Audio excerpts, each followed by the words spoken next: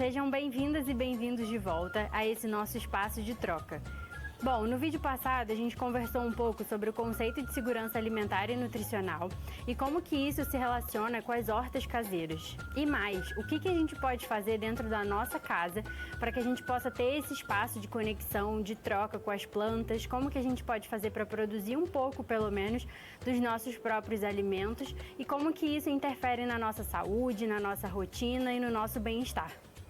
No vídeo de hoje a gente vai conversar um pouco sobre pequenas ações que a gente consegue fazer em casa, com coisas que a gente compra na feira ou no mercado, no hortifruti e que a gente pode fazer produzir na nossa própria casa. O segredo aqui vai ser a gente conseguir fazer coisas com coisas que a gente já tem em casa, que são fáceis de todo mundo conseguir e que a gente possa utilizar temperos, ervas que a gente compra nesses lugares e que a gente consiga fazer rebrotar e depois ou deixar na água enraizando ou então a gente pode colocar na terra para que gere outro ciclo. Então a gente vai começar com algumas cultivares que a gente chama de perenes, que são aquelas que acabam produzindo de certa forma o ano todo. Então são mais fáceis da gente ter em casa, não necessitam tão especificamente de uma luminosidade X ou Y, não tem muita dificuldade em relação à rega e que a gente consegue ter num espacinho que tem uma luminosidade que não precisa nem ser a céu aberto.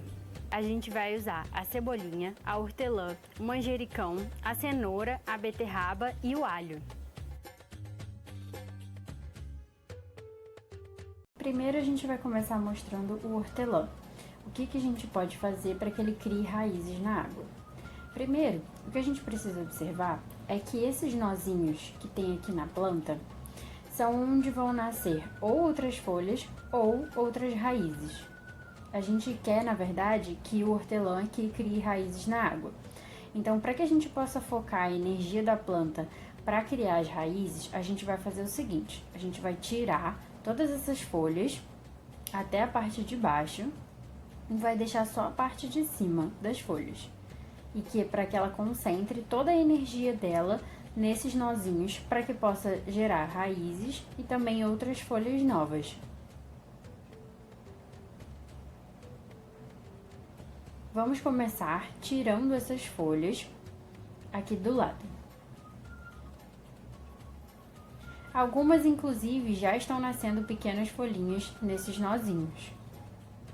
Então, a gente vai continuar tirando essas folhas, deixando só a parte de cima para que a energia fique toda para fazer a raiz.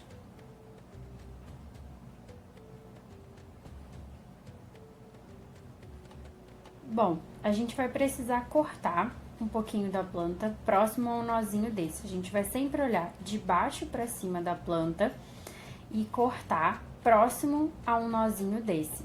Porque se a gente corta no meio, esse pedaço que vai ficar da planta, ele não vai gerar raiz. Então, a gente precisa otimizar a energia da planta. Então, a gente vai pegar uma tesoura, aqui é uma tesoura de poda, mas pode ser qualquer uma, e a gente vai fazer um corte horizontal, inclinado.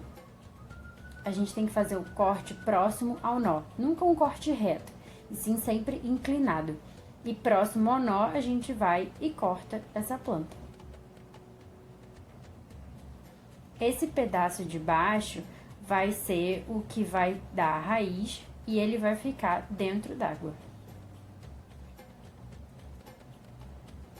Depois de um tempo, essa parte de cima vão surgir novas folhinhas e a parte de baixo vão surgir as raízes que depois a gente pode colocar na terra.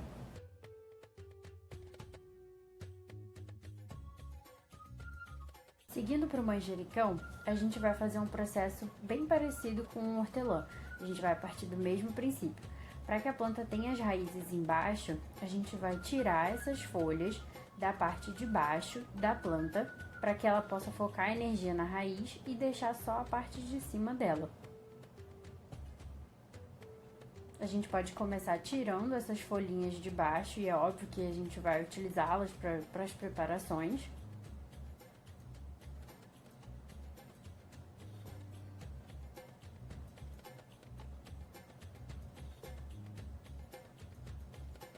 E, inclusive, nesses nozinhos, não sei se dá pra ver no vídeo, mas já tem outras folhinhas nascendo, novinhas.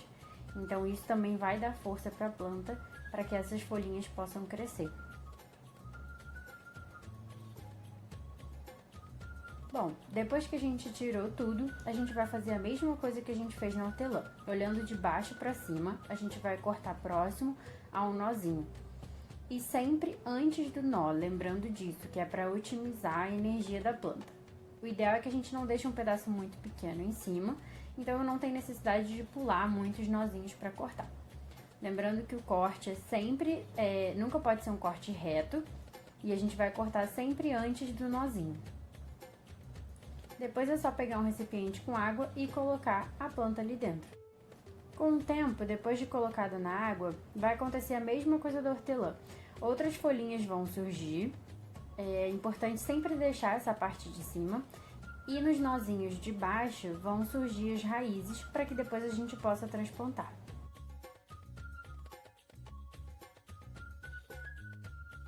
Já a cebolinha, ela é um pouco diferente da hortelã e do manjericão. Normalmente a gente corta ou usa toda essa parte branca da cebolinha, mas para que a gente possa conseguir que ela enraize e que ela volte a crescer, a gente, a partir das raízes que já vem na cebolinha, a gente vai contar mais ou menos uns 3 dedos de distância dessa raiz e vamos fazer um corte.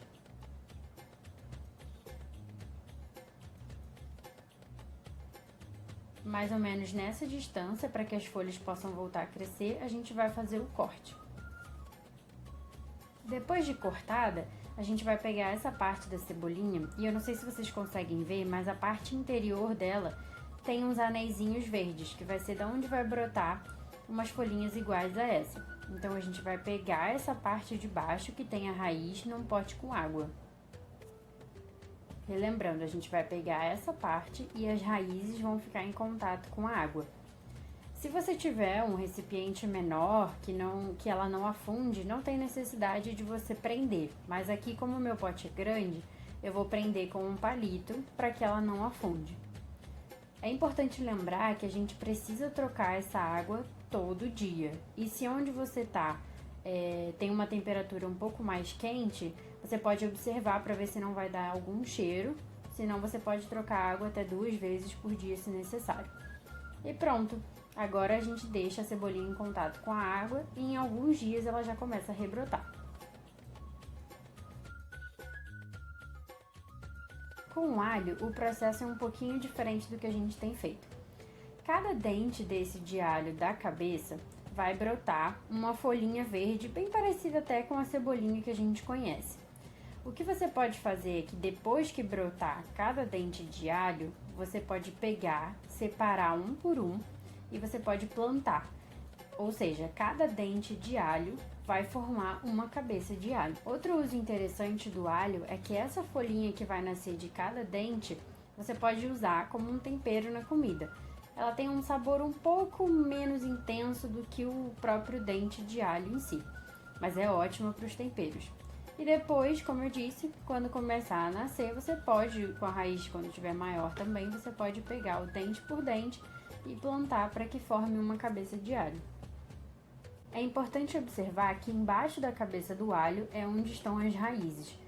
Essas raízes é que precisam ficar em contato com a água para que possa facilitar o crescimento das folhas e também que essas raízes possam crescer e ajudar também na hora de germinar o próprio alho. O importante é colocar as raízes em contato com a água. Se você tiver um recipiente menor, que o alho não afunde, você pode colocar sem a necessidade de prender com os palitos. Mas aqui, como o meu pote era maior do que a cabeça do alho, eu precisei colocar os palitos para que ele não afundasse. Importante também trocar a água.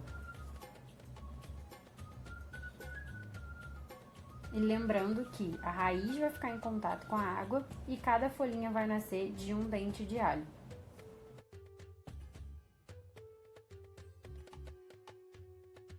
Outro alimento que a gente consegue fazer rebrotar é a cenoura.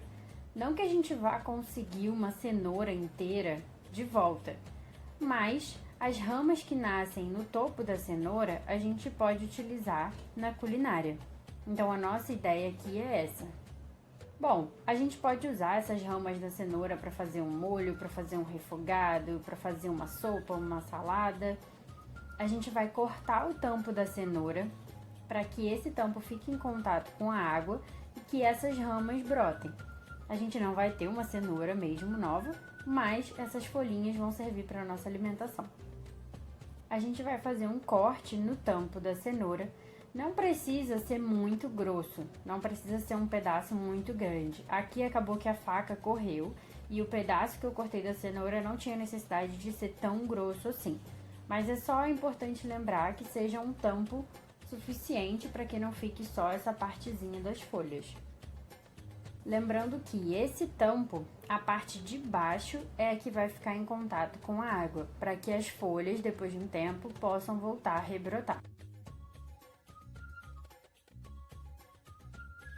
A beterraba vai ser o mesmo processo da cenoura. É um alimento que a gente colocando na água, a gente não vai conseguir uma beterraba de volta, mas se você comprar, às vezes tem algumas feiras que vendem já com as folhas da beterraba, mas se não tiver também não tem problema. Essa que eu trouxe tem algumas folhinhas até já nascendo. A mesma coisa, a gente vai cortar o tampo da beterraba para que essas folhinhas possam voltar a germinar. É importante lembrar que essa parte da beterraba de baixo é a que vai ficar em contato com a água. E é a mesma coisa, as folhas vão poder ser utilizadas para alimentação, para salada, para fazer refogados, a gente pode colocar na comida de qualquer forma que a gente quiser, que a gente conseguir ter criatividade para criar. Lembrando que aqui você não precisa de um recipiente fundo para colocar a cenoura e a beterraba. Basta um prato com um pouco de água, o suficiente para que fique em contato com a cenoura e a beterraba para que as folhas possam voltar a brotar. Então a mesma coisa vai ser para a beterraba. A gente vai colocar as duas em contato com a água, a parte do fundo, para que fique sempre em contato com a água. É importante observar e, se necessário, colocar mais água ou trocar, para que as folhas possam voltar a rebrotar.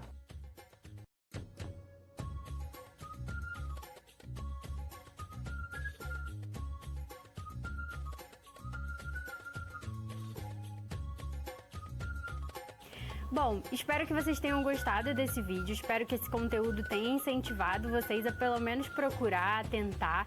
O importante é a gente arriscar, o importante é a gente tentar e fazer essa conexão que é muito importante com os nossos alimentos, entender todo esse processo, como que ele chega até a nossa mesa. Eu fico esperando então o comentário de vocês, se vocês tiverem dúvidas, críticas, elogios, é só escrever aqui embaixo no vídeo que eu vou estar lendo as críticas e aí a gente conversa um pouco mais no próximo vídeo. Ah, e se vocês começarem a fazer, não esqueçam de marcar as redes sociais para a gente poder acompanhar um pouquinho do processo de vocês também.